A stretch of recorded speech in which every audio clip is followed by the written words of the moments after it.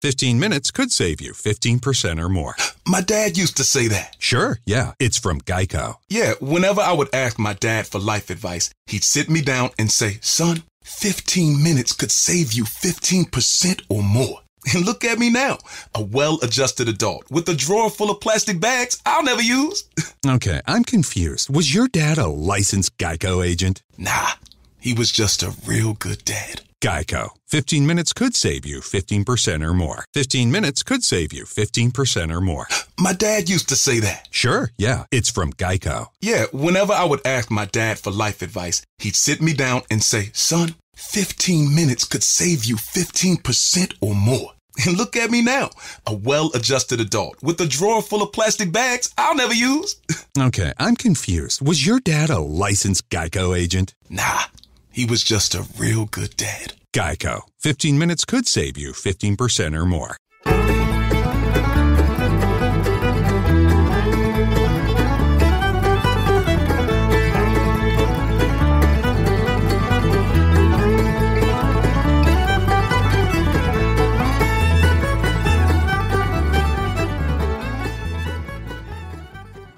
Welcome to another round of Salty Takeaways and Bitter Ends after the 2-0 loss for Atlanta United at Mercedes-Benz, losing to Nashville SC.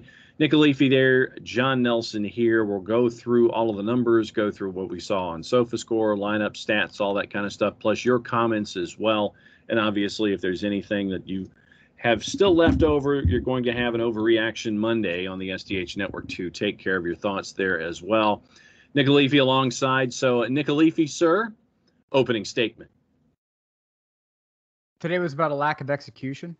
It was a game of moments. And I know that sounds really cliche and stupid, but it is. It's exactly what it was. It was, we managed to get down time and time again into Nashville's 18. They dropped their entire team, a couple of water boys and the subs all into the box to stop it.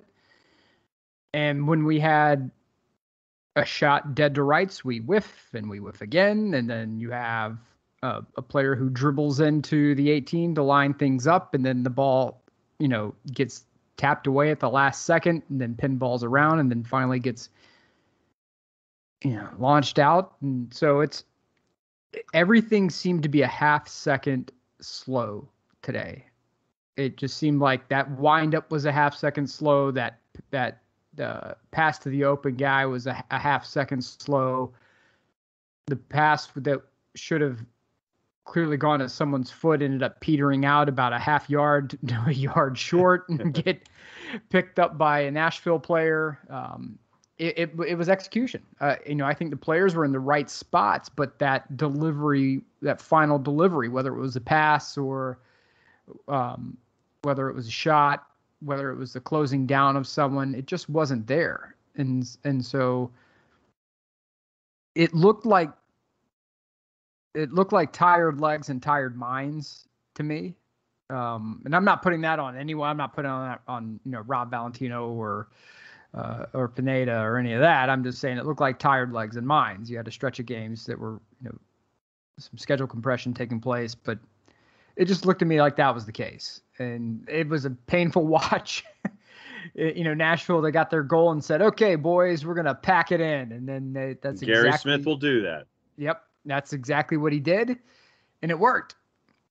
Be mad at it, but it worked. The goal with the opening goal, it looked to me like Franco just had I don't know. He blinked and he missed it. He twisted his head and he missed it. Maybe he saw a beam of light.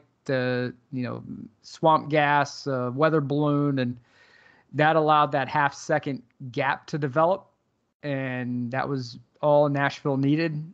The second goal was one of those where it's, you bring everyone up just to try to get the draw. You leave the goal open as a result, and, you get one swift counter, and then the final stake takes place. So, yeah, that's what it looked like to me. Nothing major, nothing crazy. And let's take a look at some of the numbers and the statistics on the night and all of the ratings, courtesy of our friends at SofaScore. Atlanta United had 61% of the possession, 16 shots to 10 for Nashville. 5 of the 16 were on target for Nashville, 2 of the 10 on target for Atlanta United. 6 blocks on the night for Nashville.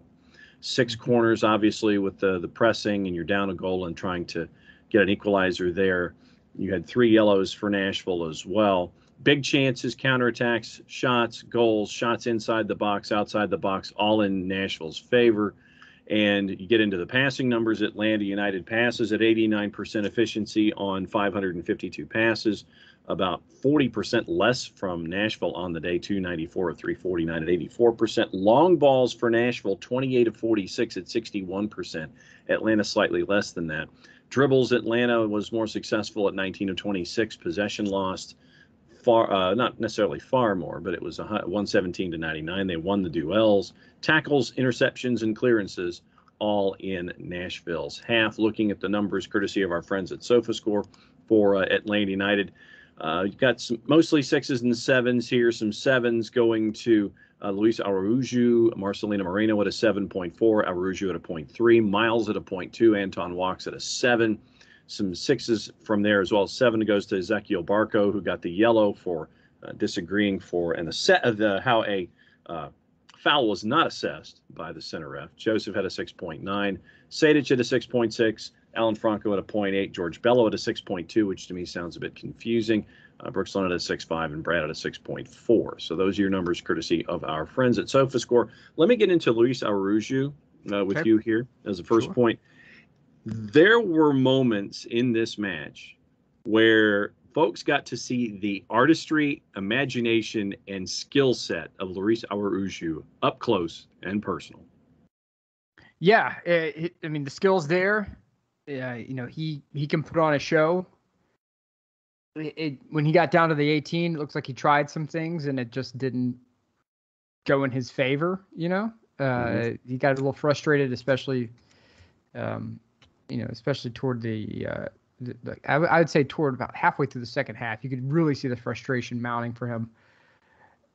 He's going to be something really fun to watch as he starts to get more acclimatized to the style of play of MLS and the physicality of it. Now, I think that's one of the great misconceptions about Ligue 1 is that it's this really soft league and that it's, if you run with any sort of intent, you can be a successful player in Ligue 1, and that's not correct at all. It's pretty darn brutal. So, I don't care what you think about the Frenchies, but they can play some physical ball when they need to. He knows how to handle physicality, but that doesn't mean that, we saw this with Gonzalo Higuain when he came over from Serie A, that he thought he was going to be able to come over here, smoke a cigarette, and score goals. Right.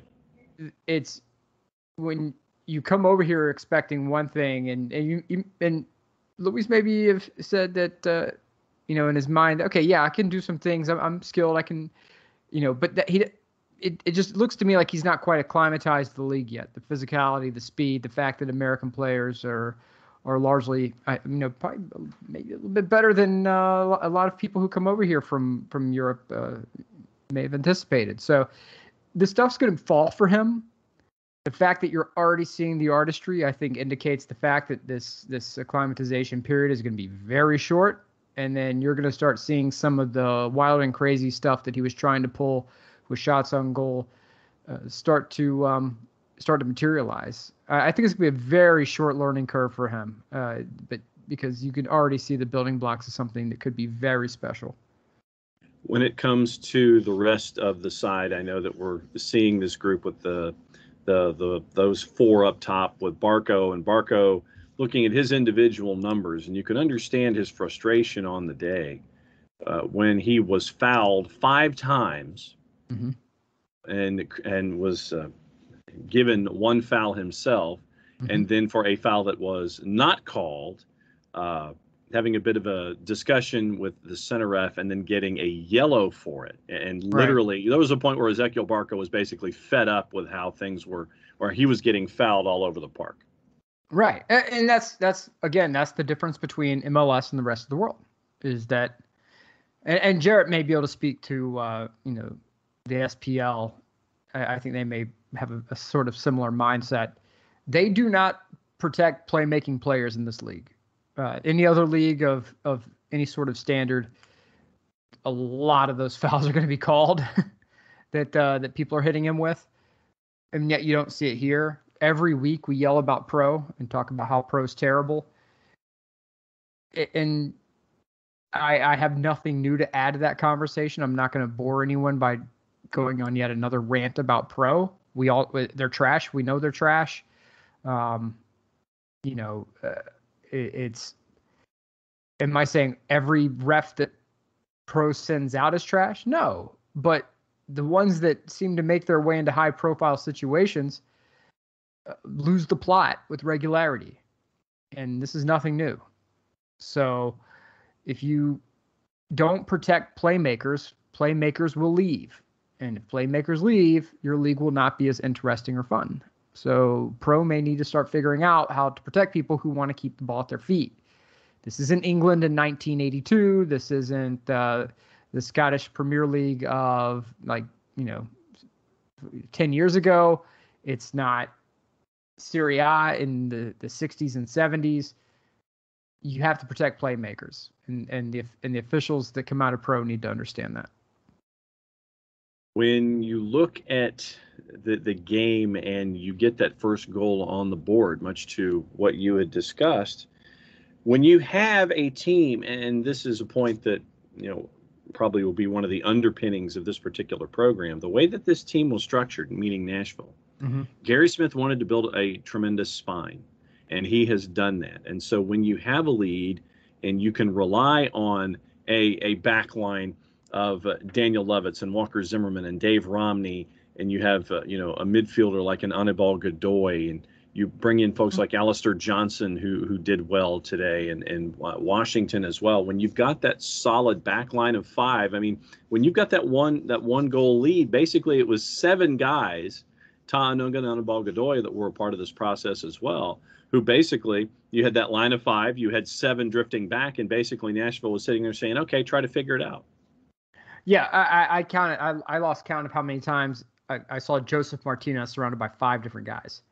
It's like they formed a perimeter around Joseph Martinez, and then one or two of the guys out of that perimeter would break off to press someone with the ball. And as a result, Martinez saw nothing. He would, every ball that came to him was not even a 50-50. It was like 60-40 Nashville's favor. He was just hoping to put a foot on it.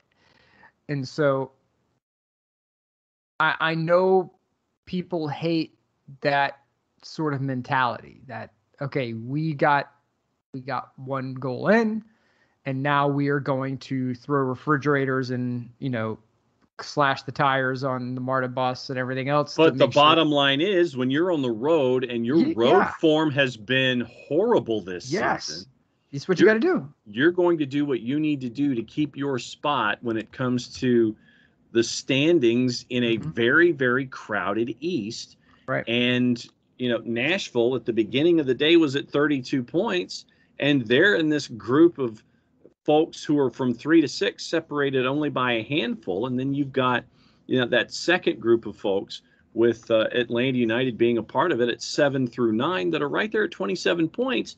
And all you're doing is right now you're trying to do, quoting Shane McMahon and Vincent K. McMahon, you are trying to do what's best for business. And what's best for business in this case, if you are Nashville, is if you go in to a visiting barn where you are 0-2-5 this year, 0-2-5 going into this match, then you get a 1-goal lead. What are you going to do? What is best for business in that case? You are going to rely on your defensive stalwarts that Gary Smith has brought in and basically turn this into a staring contest and try to have Atlanta United sit there and penetrate what you've created. Mm-hmm. Yeah, look, the old adage is that, the enemy has a say. and so we had these ideas, okay, it's Pineda's opening match. We're going to, we're going to run wild. It's going to be this great thing, and we're going to get this big win. And Nashville has a say in that. And Nashville said, no, we're going to throw the kitchen sink at trying to get one goal, and then we're going to throw the kitchen sink at defending that. They did it. And it was what's best for business for them. They're walking out with 3 points.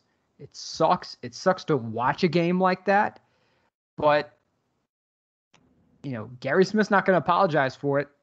And neither will anyone in that. I mean, you saw the reaction after they won. I mean, they were running around, jumping into each other's arms like they had won a playoff game. They understood what the deal was. And it was 3 points or bust. Mm-hmm. Atlanta had great form coming into this game. So, do what you got to do to win, man. Just win, baby. Al Davis. Yep. He was a goofy old man, but he had some words of wisdom. Just win, baby. That's it. After the match, Gonzalo Pineda was asked about if he was satisfied from Atlanta United's performance in today's game, and he says, quote, "Well, I cannot say we are satisfied. Obviously, we lost the game. That's painful. That's painful to me, painful for the players too, painful to the fans, which are the most important part. What I can say that I'm happy with the effort from the players. I'm happy with them trying to score many goals, trying to cross from different areas, trying to create more chances, trying to just do everything to win. It was disappointing because I felt like the team tried and the team played well. But obviously, we need to work on a couple more things in order to get better results. The heart, the passion, the attacking-minded style of the players, and the times when they tried to take risks in 1v1 and even sometimes 1-against-3.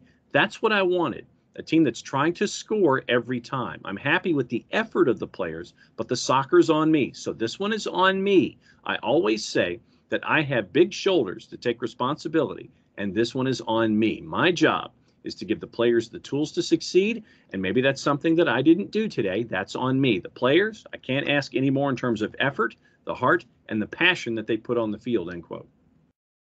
That's what you need to say. It's not, I mean, look, it's, I appreciate Gonzalo coming out and really taking this one, on the chin. Appreciate that. This is schedule compression. It's like I said, tired legs and minds, and you can't coach tired legs and minds. You can have the greatest game plan in the world, and if you have tired legs and minds, it will not work. You will always be a half step short. You will always be a second too late. And if you have a team that is highly motivated to turn form around, you're probably not going to win. That's not, and yes, the buck does stop with Gonzalo Pineda because he's the manager. First game out. I get it. But as we said a moment ago, Nashville has a say in how the game goes, and they had their say early, and they put the stamp on it by throwing the kitchen sink at defending that lead.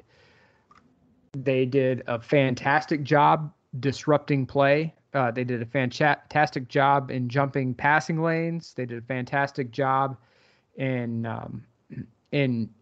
playing physically without fouling. And I know people are going to get mad and well, pro. It is possible to play physical without fouling the hell out of somebody. Yes. And Nashville played very physical. They put shoulders in. They would go knee to thigh to disrupt, fighting for 50-50 balls. They did exactly what they had to do. And so I appreciate the fact that Gonzalo said what he said, but look, it's a process, guys. It's a process. If you look at social media, we are very extreme in our views. Like when we go on a 4-game winning streak, it's the greatest thing in the world. And when you lose a game, it's we're absolutely trash. And I think that we live in extremes. I think that there are a lot of folks who look at things in the ideas of one side or the other. Right. And I think that what we try to do here is introduce all colors and have folks understand where things may be coming from in all of that, and putting things into context, and being able to let things breathe and try to explain it as best we can. So your highs aren't too high and your lows aren't too low, because if you can look at things through an even keeled prism, then that's the best for you through an entire season, I would think. Well, it's sort of the culture of where we are as well. It's very binary. It's very 1 or 0, and that's what the binary is. It's like computer language. It's 1 or a 0. Yes. And so, and it's black and white thinking. It's something is either excellent or it's terrible, and there's no shades of gray. And that is something that I know I have struggled with my entire life, is identifying shades of gray in things. And I am extraordinarily skilled. I am the Rembrandt, I am the Picasso, I am the Michelangelo of identifying black and white thinking. And it is a gift. It is a unique and wonderful gift. And as fans, it's short for fanatic. Mm-hmm. That's what we do. We gravitate toward the extreme. These organizations that field these teams want us to skew hyper to everything's great. There are elements of every fan base, I said every fan base, that skew toward everything is terrible. Talk to an Alabama fan when they don't beat Ole Miss by 35. Oh, yep. Paul, I think it may be time to fire Nick Saban, because we should have beat them at Oxford by 42 points. It happens. You ask the New York Yankees fans, right? The Yankees, what? I think we should throw out everybody, right? Get Cashman out, get everybody out. They're all bums. Get them out. It's nationwide, man. And Atlanta United is no different. We have fans who gravitate toward these extremes. And if you say, well, there's a little bit of gray in here, well, you're a sunshine pumper and everything's bad. I'm not sunshine pumping anything with today. What I saw today was tired legs and minds. And it happens. It's not FIFA. It's not Football Manager. It happens. And so we have to start identifying where the gray is, because otherwise you end up like some of these organizations that just they win and then they blow everything up, and the fans scream blow everything up, and then when everything actually gets blown up, they're like, wait, whoa, hold up, this is not what we asked for. Right. And I always use the University of Tennessee because it's the prime example to me of this. It's when you blow everything up because you think you're not reaching your potential, I promise you, below that basement, there's a sub basement, and below that one, there's the cellar. And so there are more levels to fall. But this team came off of 4-game winning streak. They dropped one today, one that they should have, I thought, at least got a point out of. Right. And you didn't.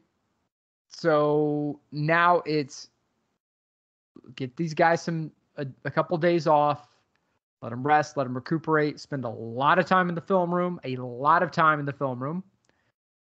and clean stuff up. Like the goal that was allowed, the initial goal, Franco was a step away. If he reacts a little sooner and he hits that angle, at least he's able to be in the attacker's mind. It was Ruiz who scored for was it Ruiz who scored for Nashville? No, in the first one. The first one. Yeah. Was trying to remember my order here. It's all right. No, but it was Rios scores in the one. Yeah, Daniel Rios late first half. Right, Daniel Rios scores.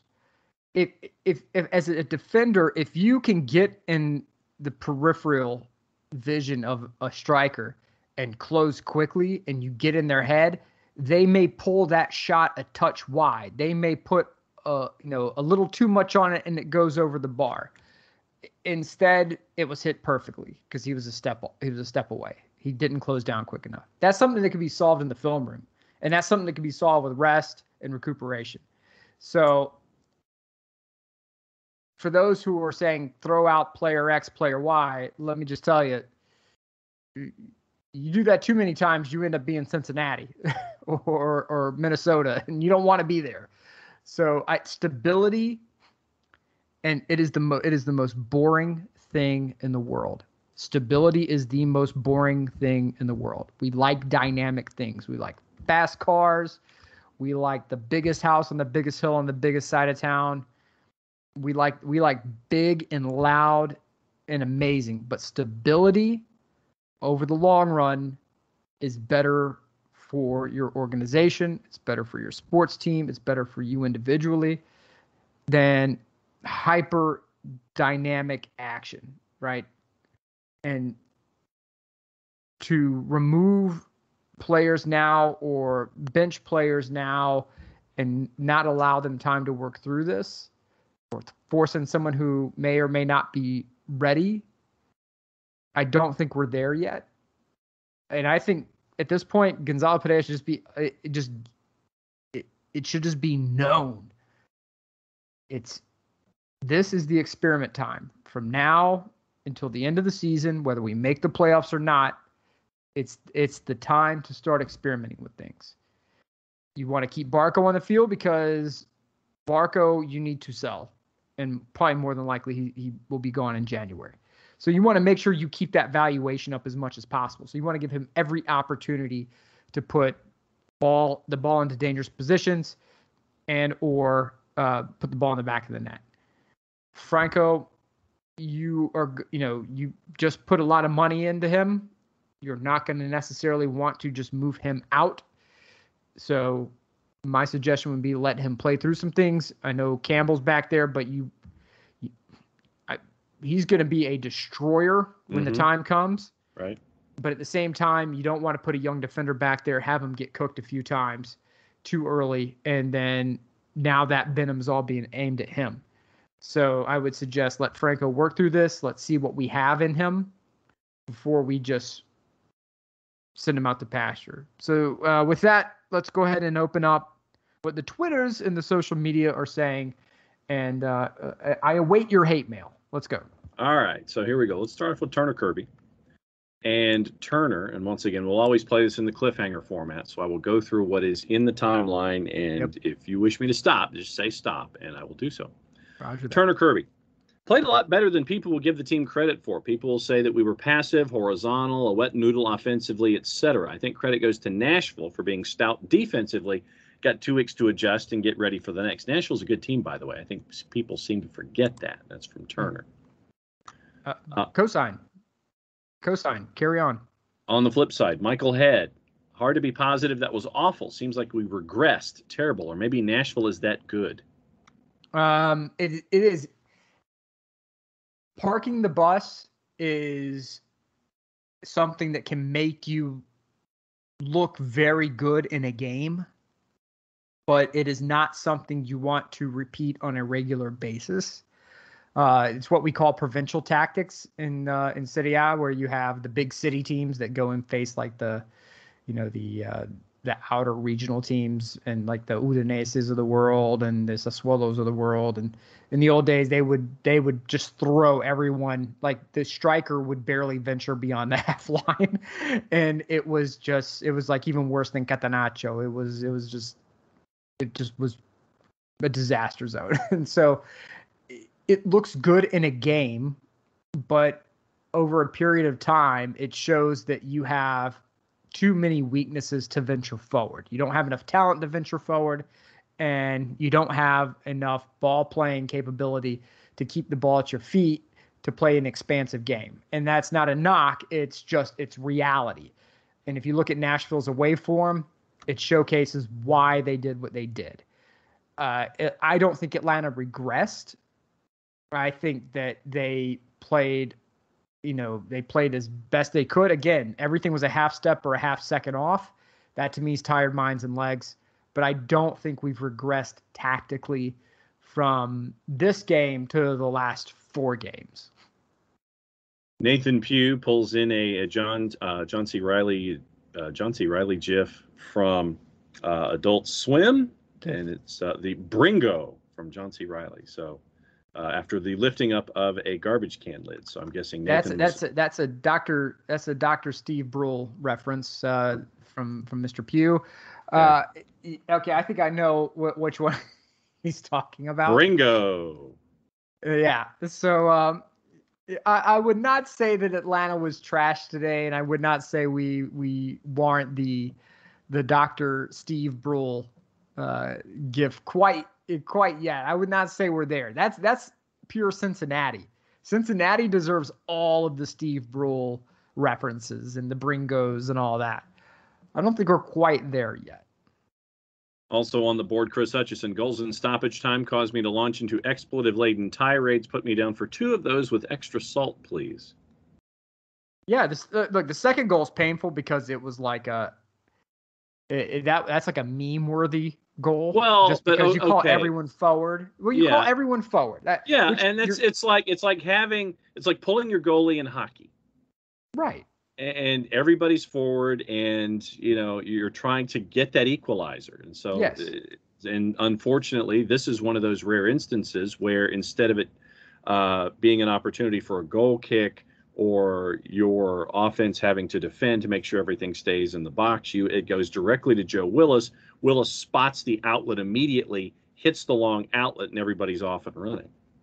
Right. I'm not saying it like LOL, Atlanta's terrible. That's why I'm saying, like, we pull the goalie, the hockey term, we pull the goalie, and you're throwing everything in the kitchen sink to try to get one last shot at goal, which does what? The entire back half is open. The net is open. You're already down a goal. Whether you lose by 1 or 10, you're still going to lose. Right. So you throw everything forward. That's all. I think we let's take a couple more, and then I got to bounce to some family activities. No worries. We only have a couple left, so we're in good shape there. A couple about Jurgen Damm. Griffin Westbrook says, "Is it just me or should we sell?" And Stizzle A says, "Damm was a bust, great at TikTok, not much else." I think injuries that really played into Damm. Yes, exactly. Yeah, injuries played in with Damm's. And here's the thing: everyone loved Tito's speed, right? Tito's thighs, everything else. They all loved it. But the problem with these fast twitch players, right? These they're Ferraris, and when everything's working, they're lighting things up. They're running at 110 miles an hour. It's a hell of a lot of fun. But if you get a quad injury, a calf injury, some sort of knee tweak, you have to shelve them. And remember the early travel that was involved in this, going back to the New England Revolution game, where it was, I believe, day of travel going into either Providence or Boston. Right. And you're having to do it day of or day before, I forget. I think it was day of. Go up early the day of, do this match. And this was where Damm and Barco were both injured. And if I'm not mistaken, it was basically the same thing. Right. And you're dealing with Damm as a Ferrari, and it takes a while for that engine and those tires and that transmission to get back to full song. So I understand that. Right. And so that's, from a skill perspective, we have not seen enough of Damm to scream, we want him out. However, his contract value, from what we've seen, is such that it may be the necessary option to move on from him. If he can't, and you got him on a free. You got him on a free, but you're paying the contract. You're paying him, right? Right. So you got him on a free. That's great. But what I would be, I want to see him healthy. Yes. But if you're paying him a high salary, regardless of whether you got him on a free or not, you need to know what you're, if the salary's too high and the production's not there, you need to move. Yeah. In a salary cap league. And we saw this with Julio Jones, right? We saw it with Julio. And I'm not comparing like greatness levels. What I'm saying is that you have a Ferrari in Julio Jones who, when he's working, can blow your mind. However, when you miss a substantial chunk of games and you look at that contract and you're like, ooh, is it really worth 5.5 games to get to pay this kind of money? And you look at Jürgen Damm, you say, well, for the contract value, is it worth that contract for the production? I think let's see if he gets back to full fitness this season. Right. It's not a cop-out answer. Let's see if he gets back to full fitness. If he does not get back to full fitness this season, I think we move. But I want to see what we can get out of him this season. Right. 2 more left on the Twitters, and coming from each side of the aisle here. Jake Michaels says that was terrible. Same kind of showing we would have seen under Heinze or Frank de Boer. Worse is this comes at home. Oh. Now we lose key players to international duty. Play like that again. We'll be back where we left Heinze in no time. Really boring and discouraging debut for Pineda. Again, Frank was a failed close down away from Atlanta going to a back-to-back MLS Cup appearance. 2020, you lost your star striker against this very team. Yep. And there were and Frank had no answers on how to dramatically improve things. That's on Frank. I have no problem pointing to 2020 with Frank saying this is no. However, 2019 was not a bad year for Frank de Boer. No. It may be boring. You may not like Dutch possession, the mechanicalization of the that system. I understand. However, it's something where, come on, if you want to say something about Heinze, I'm more than happy to entertain that, because that was a lot of sizzle and not a lot of steak. Right. And that's fine. You have a new manager, you had an interim manager and a new manager. You had off-day violations where the players were being overworked. You had that's been addressed. It's out there. It's publicly known information. You have a guy now who's coming in Pineda, who is coming from, whether you like it or not, the premier team in MLS. And he comes from a system where you're not dead until you're dead. Remember Zombie Sounders? They suck. And then here they come. They're winning an MLS Cup. How in the world did this happen?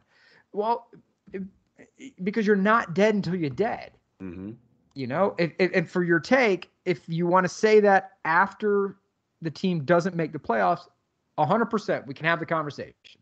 However, I think now you have the team exhausted themselves emotionally, losing Gabriel Heinze, all that mess, all of the upheaval. You have Valentino come in, who did, Saint Valentino, right? Yeah. And you have, where you would normally have a dip under an interim manager, you had them perform even better than they were before. This team is exhausted emotionally, physically, and mentally. So I'm not ready to say we're going all the way back. I'm not saying your opinion's invalid. I'm saying I disagree with it, and that reasoning that I just laid out is why I disagree with you. And it's okay. If you think we're done and dusted, the international break does not help. It does not. However, a lot of teams are dealing with this.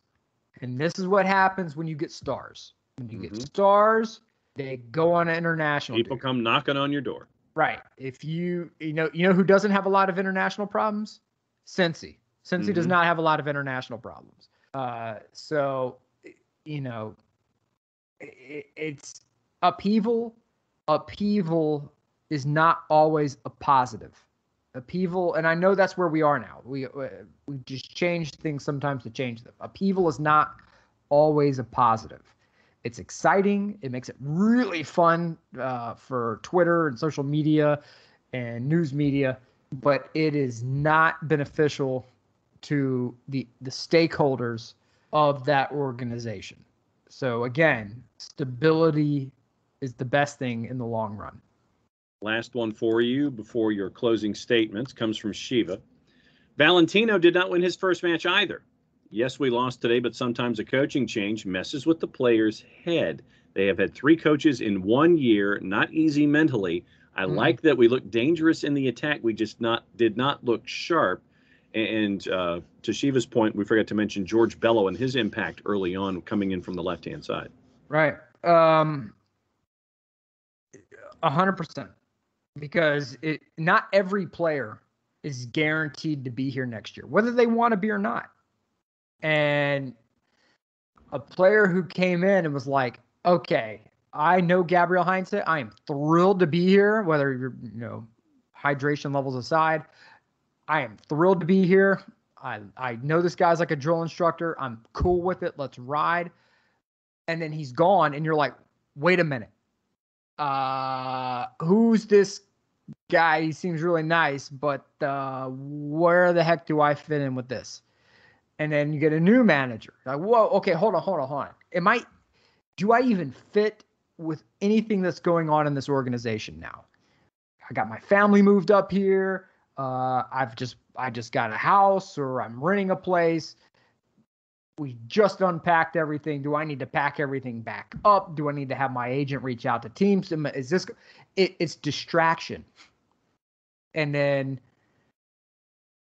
you're playing, you sometimes push a little too far, and sometimes things just don't, it doesn't work because you're pushing yourself a little too hard, and you're not relaxed and just playing the best you can to your ability. And I think, again, exhausted mentally, exhausted physically, exhausted emotionally. And we are in a period of upheaval. So we need to steady the waters. As steady as they may have appeared under Rob Valentino, it doesn't change the fact that everyone within that organization knew Rob Valentino, including Rob Valentino, that he was the interim manager. He was not the final answer. And so as a player, you're like, I have got to play like there is no tomorrow each game, because the new guy's going to come in here and he may think I'm a bum. Mm-hmm. And if he thinks I'm a bum, I'm going to have to go to a team I don't want to go to and live a life I don't necessarily want to live that's conducive for me, my wife, my kids. I would rather stay here and make this bank and get these steady checks. It takes a toll on you. It takes a toll. And we all know that.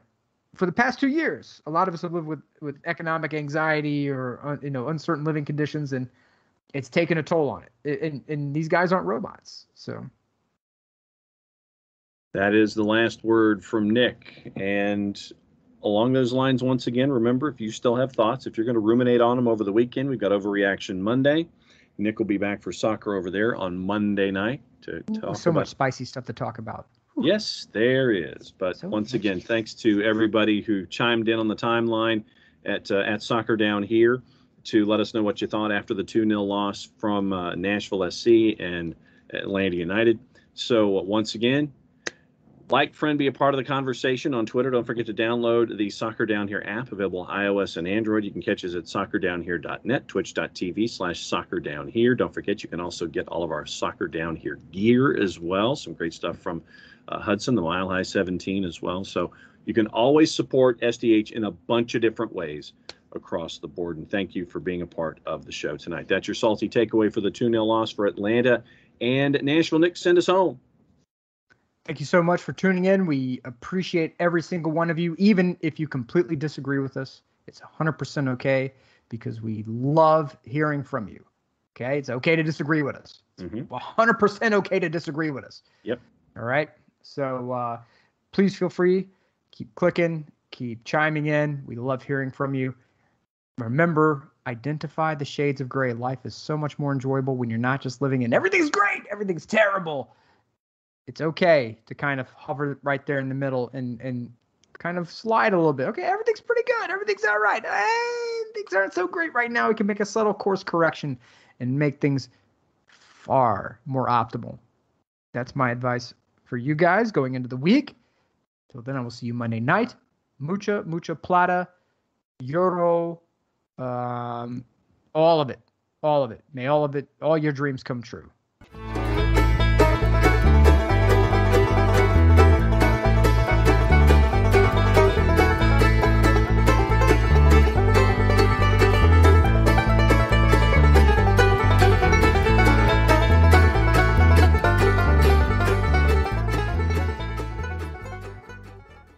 Angie's List is now Angie. Whether you need help with routine maintenance or you're planning your dream renovation, Angie connects you with top local pros who can get the job done right. See reviews, compare quotes, and book hundreds of projects. Plus, when you book and pay through Angie, we'll cover your project up to the full purchase price, plus limited damage protection with our Happiness Guarantee. Check out Angie.com, and for more on the Happiness Guarantee, go to Angie.com/happiness-guarantee.htm. 15 minutes could save you 15% or more. My dad used to say that. Sure, yeah, it's from Geico. Yeah, whenever I would ask my dad for life advice, he'd sit me down and say, son, 15 minutes could save you 15% or more. And look at me now, a well-adjusted adult with a drawer full of plastic bags I'll never use. Okay, I'm confused. Was your dad a licensed Geico agent? Nah, he was just a real good dad. Geico. 15 minutes could save you 15% or more.